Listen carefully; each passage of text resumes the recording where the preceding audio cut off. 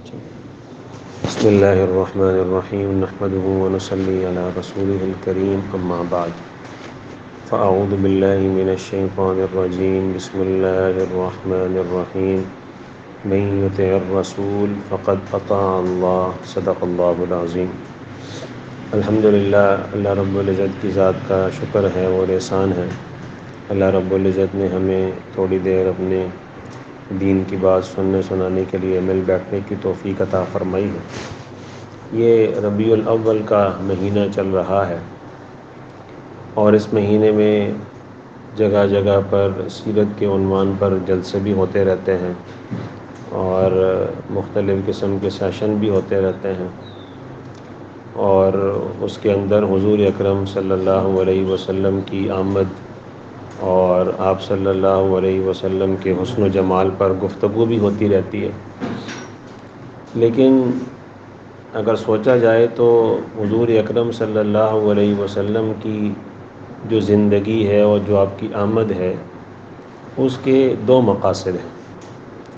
ایک مقصد تو یہ ہے کہ حضور اکرم صلی اللہ علیہ وسلم کے ساتھ محبت کی جائے، اور دوسرا مقصد یہ ہے کہ حضور اکرم صلی اللہ علیہ وسلم کی اطاعت کی جائے۔ نری محبت بھی کافی نہیں ہے اور اطاعت ظاہر ہے محبت کے بغیر ہو نہیں سکتی۔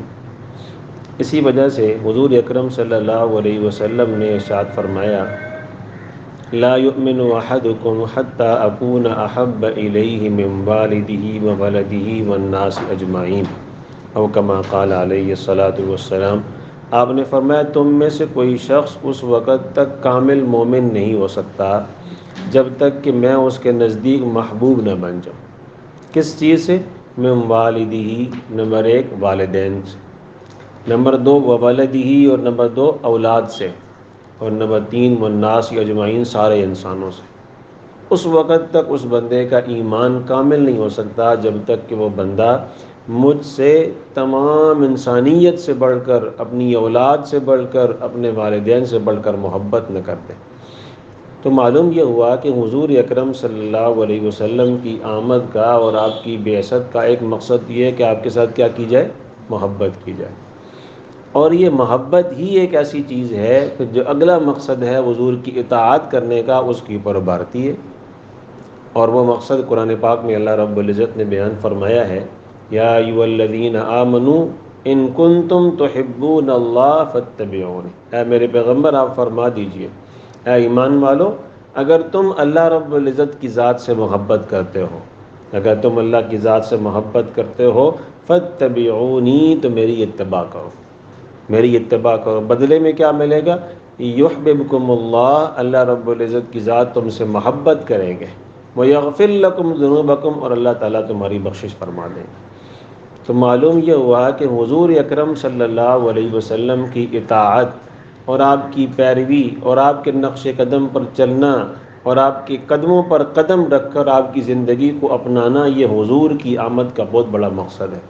اطاعت جسے ہم کہتے ہیں، سیرت جسے ہم کہتے ہیں، حضور کی سیرت پر چلنا، یہ حضور اکرم صلی اللہ علیہ وسلم کی آمد کا بہت بڑا مقصد ہے۔ ایک جگہ اللہ فرماتے ہیں، من یطع الرسول فقد اطاع اللہ۔ جس بندے نے رسول اللہ صلی اللہ علیہ وسلم کی اطاعت کی، در حقیقت اس بندے نے کیا کی؟ اللہ تعالیٰ کی اطاعت کی۔ تو اللہ رب العزت کی اطاعت چھپی ہوئی ہے حضور اکرم صلی اللہ علیہ وسلم کی اطاعت میں۔ تو یہ جو دو مقصد ہیں نا حضور کی آمد کے، اس مقصد کو اپنانا بہت بڑا ہماری زندگی کا مشن ہونا چاہیے۔ ہمارے زندگی کا بہت بڑا مقصد جسے ہم بنا کر چلیں وہ یہ ہونا چاہیے کہ ہم نے حضور سے محبت کرنی ہے اور ہم نے حضور کی اطاعت کرنی ہے۔ ہمارے لیے، میں اپنے جملے میں عام طور پر یہ کہا کرتا ہوں، سب سے بڑا فیشن جس کو اپنانا چاہیے وہ فیشن ہے جو حضور لے کر آئے۔ حضور اکرم صلی اللہ علیہ وسلم کی زندگی کا ہر عمل وہ فیشن ہے جس فیشن کو ہمیں اپنانا چاہیے۔ آپ کا چہرہ مبارک کا جو فیشن تھا وہ ہمارا فیشن ہونا چاہیے۔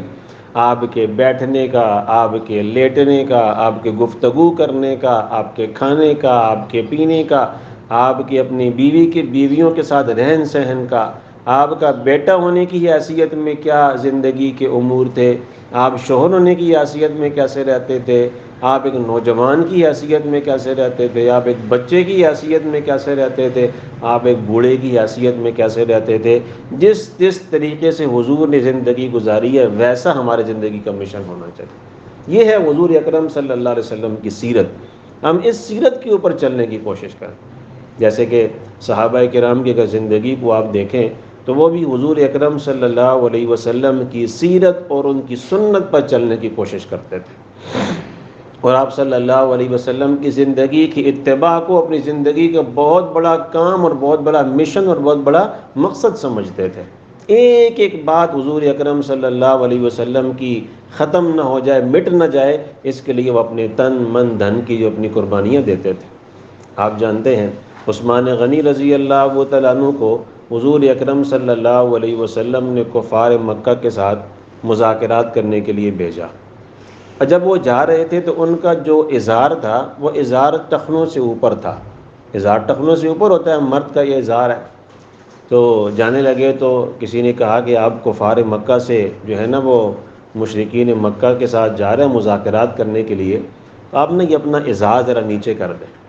اس لیے کہ مشرکین مکہ ازار کو نیچے لٹکانا پسند کرتے ہیں، ان کے لیے تو، اور انہوں نے اپنے اشعار میں اس بات کو اپنے تکبرانہ انداز میں ذکر کیا ہے کہ وہ جب چلتے تھے تو ان کا ازار زمین کے اوپر گھسٹتا گھسٹتا چلا جاتا تھا۔ یہ تکبر کی علامت تھی، ان کے ہاں بڑائی کی علامت تھی۔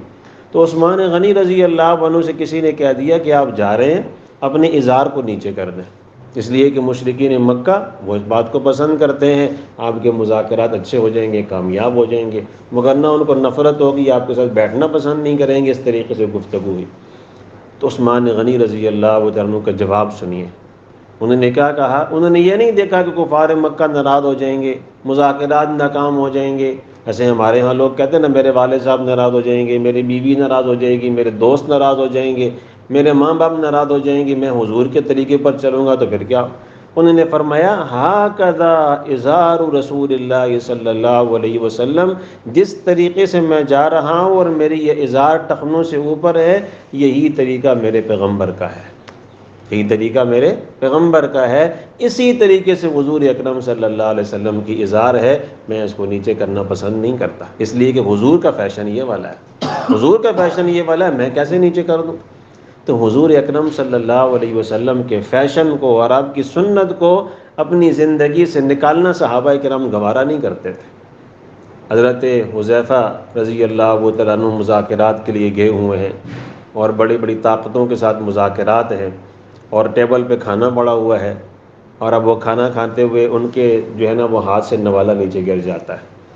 اب نوالا نیچے گر جائے تو حضور اکرم صلی اللہ علیہ وسلم کی سنت مبارکہ یہ ہے کہ اس کو اگر صاف کر کے کھانا ممکن ہو تو کھا لیا جائے۔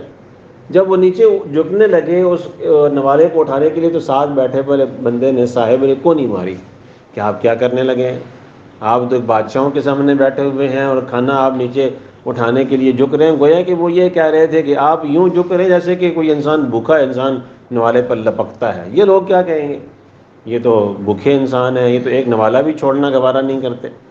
تو انہوں نے ایک عجیب جملہ کہا، انہوں نے کہا اترک سنت حبیبی لہؤلاء الحمقاء، میں ان بے وقوفوں کی وجہ سے اپنے پیارے حبیب کی سنت کو چھوڑ دوں، اپنے پیارے حبیب کی سنت کو چھوڑ دوں کہ میں نے نوالے کو اٹھانا ہے اور اس کو صاف کر کے کھانا ہے، اور نوالے کو اٹھایا اور صاف کر کے کھایا۔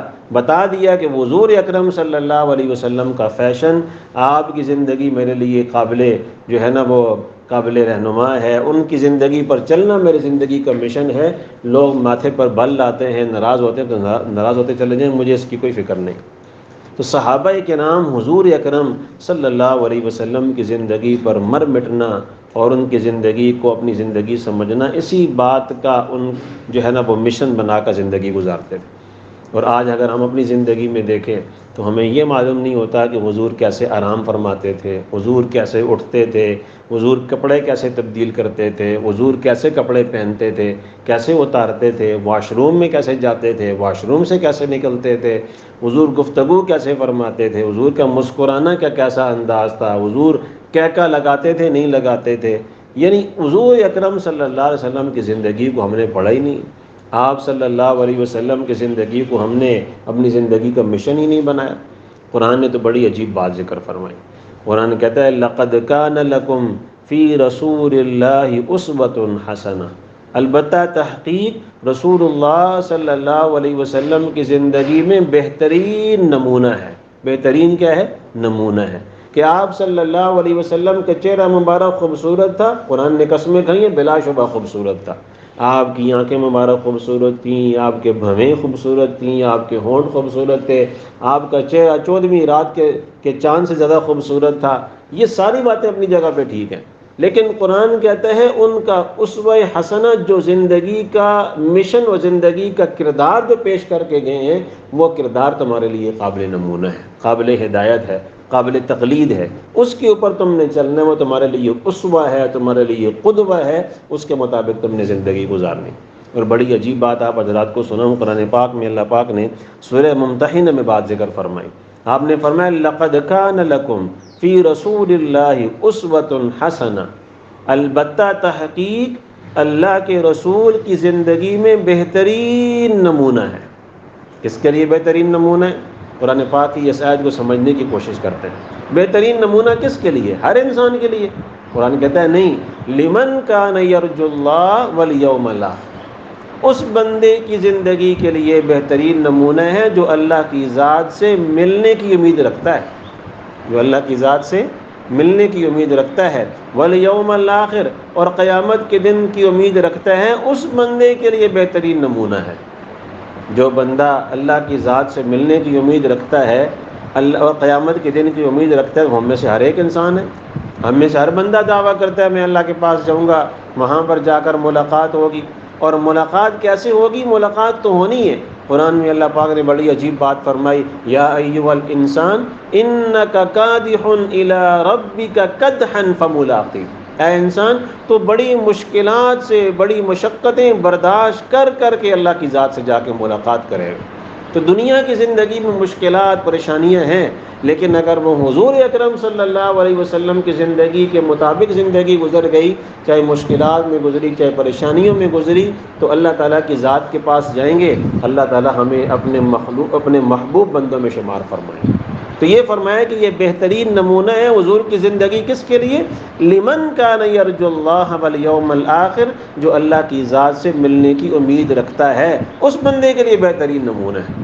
اور آگے بڑی عجیب بات ذکر فرمائی اللہ پاک، فرمایا وَمَن يَتَوَلَّ، جو بندہ حضور کی زندگی سے منہ پھیر لیتا ہے، حضور کی زندگی سے کیا کر لیتا ہے؟ منہ پھیر لیتا ہے.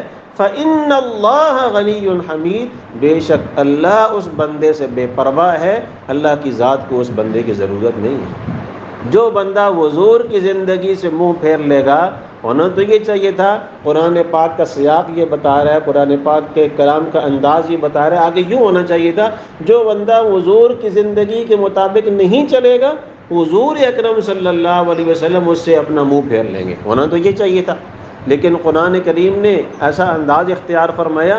اللہ پاک یہ فرماتے ہیں جو حضور کی زندگی پر نہیں چلے گا، اللہ کی ذات درمیان میں آ رہے ہیں اور کہہ رہے ہیں مجھے اس بندے کی ضرورت نہیں ہے، اس بندے سے اللہ پاک کی ذات بے پرواہ ہو جائے گی. یہ بہت بڑی خطرناک بات ہے اور بہت بڑی انسان کو تنبیہ اور بہت بڑی ڈرانے والی بات ہے کہ حضور اکرم صلی اللہ علیہ وسلم کی شفاعت چاہیے، آپ کے ہاتھ مبارک سے حوض کوثر کا پانی چاہیے، آپ صلی اللہ علیہ وسلم کی جو ہے محبت چاہیے، آپ کا قرب چاہیے. وہ تبھی حاصل ہو سکتا ہے کہ ہم حضور اکرم صلی اللہ علیہ وسلم کے نقش قدم پر اپنی زندگی گزارنے والے بن جائیں.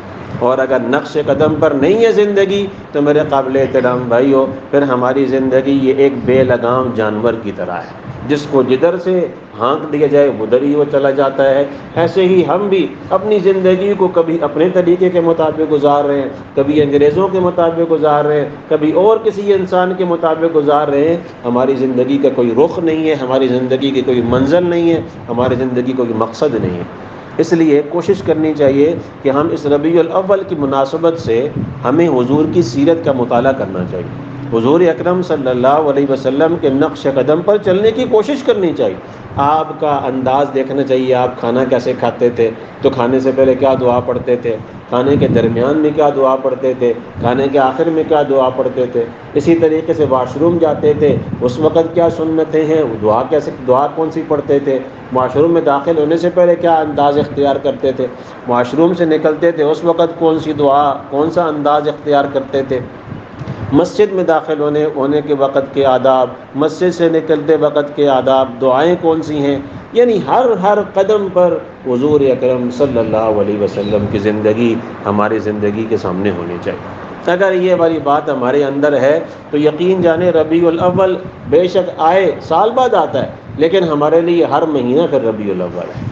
لیکن اگر یہ زندگی نہیں ہے تو پھر یقین جانے ربیع الاول 1000 مرتبہ بھی زندگی میں آ جائے ہماری زندگی کا کوئی فائدہ نہیں، نہ ہمیں حضور سے محبت ہے اور نہ ہمیں حضور اکرم صلی اللہ علیہ وسلم کی اطاعت کا جذبہ موجود ہے۔ یہ تو صرف زبانی کلامی محبت، اس محبت کا کیا فائدہ جس میں حضور اکرم صلی اللہ علیہ وسلم کی زندگی نہ ہو۔ قیامت کا دن ہوگا، حضور اکرم صلی اللہ علیہ وسلم حوض کوثر کا پانی پلا رہے ہوں گے، آپ پہچان جائیں گے اپنی امتیوں کو، یہ میرے امتی آ رہے ہیں، ان کے ہاتھ، ان کے کونیوں سمیت ہاتھ، چہرہ، وضو کی جو اعضاء جو انسان وضو میں دھوتا ہے وہ چمک رہے ہوں گے، تو حضور پہچان جائیں گے میرا امتی آ رہا ہے، تو حضور فرمائیں گے یہ میرا امتی آ رہا ہے، اس کو آنے دو، فرشتے اس کو دھکیل دیں گے، فرشتے اس کو واپس کر دیں گے، حضور فرمائیں گے میرا امتی یہ آنے دو، فرشتے کہیں گے یا رسول اللہ صلی اللہ علیہ وسلم آپ کو نہیں معلوم آپ کے جانے کے بعد ان لوگوں نے آپ کے دین کے ساتھ کیا حال کیا،